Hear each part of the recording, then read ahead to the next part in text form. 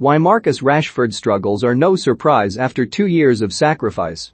What's wrong with Marcus Rashford? Ralph Rangnick found that a difficult question to answer.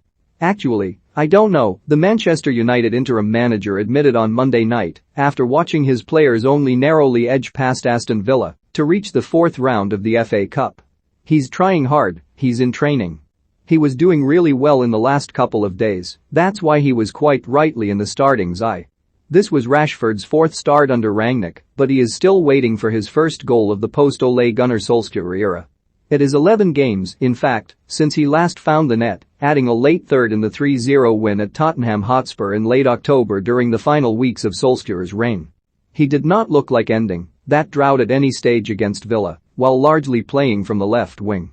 Rangnick has generally made a point of not focusing on individuals post-match, but appeared happy to discuss Rashford's display and the scrutiny it received. I think in the first half we found him quite often. We also tried to get him into the box, he said, which was a generous interpretation of Rashford and United's display. In the second half, that was not often the case, he added, far more accurately. This is not the longest goal drought of Rashford's United career, that came 5 years ago and stretched to 17 games, but it is still substantial. For strikers it's important that they score goals on and off, that there are moments of success, Rangnick said. Of course it would be good for Marcus if he could score a goal, but as long as he is trying, as long as he is training well, I don't see much of a problem.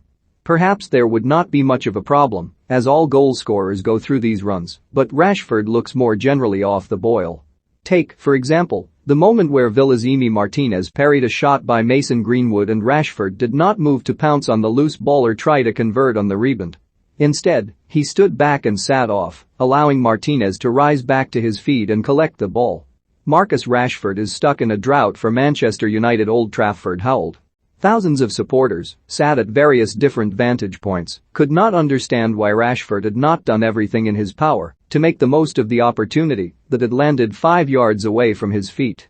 No doubt 1 or 2 watching in the Stretford end hastily accused Rashford of not trying hard enough, not risking enough for the cause. The reality could not be much further from the truth. United in recent years have been a side heavily dependent on a handful of individuals, whether that be ever-presence like Harry Maguire, one-man attacks like Bruno Fernandes or more recently the late winning goal of Bruno Fernandes, but no player has put their body on the line as regularly, or as literally, as Rashford.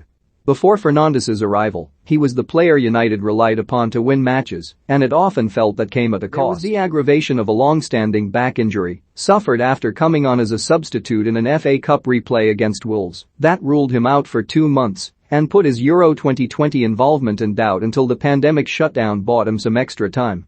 Shoulder and foot problems also had to be managed, with reports suggesting that Rashford had gone a full 2 years without feeling pain-free. Marcus Rashford continues to strive for his best form under Ralph Rangnick. Last season was the longest of his career. The 4,144 minutes that he played across all competitions was easily his most in a single campaign. He was United's 4th most used player, behind Fernandes, Maguire, and Aaron Wan-Bissaka. The season ended in Gdansk in defeat and with a post-match interview that revealed how he was not the only one in the United dressing room pushing himself through the pain barrier. To win big trophies you have to show sacrifice. I could walk you into the dressing room and show you 5, 6, 7 players, and me, who have had injuries from the start of the season. We all stayed and fought to be successful for the club, he said.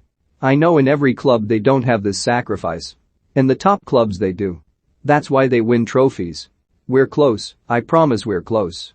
As gallant and as admirable as that may be, it may be worth asking what exactly Rashford sacrificed. Following a strong start to last season, Rashford's scoring output noticeably dropped with just 7 of his 21 goals coming after the new year. After waiting so long and putting surgery on hold to represent England at the Euros, his involvement was minimal relative to his standing within the squad. And now, even with the surgery on his shoulder successfully completed, ironically, his place at United is no longer as certain as it once was. Even before Rangnick's arrival, the signings of Cristiano Ronaldo and Jadon Sancho alongside Greenwood's development had thrown Rashford's starting status into doubt. Under Rangnick, it remains to be seen where and how he fits into a frontline that is still taking shape. Monday night's win over Villa was encouraging for Rashford from that perspective, at least. Rangnick switched to a 4-2-3-1 the formation United played under Solskjaer and deployed Rashford in the wide left role that he established as his own. This more defined role coupled with more rest than last season is what Rashford needs to start playing his very best football again. And hopefully by giving United his all, nothing has been taken away.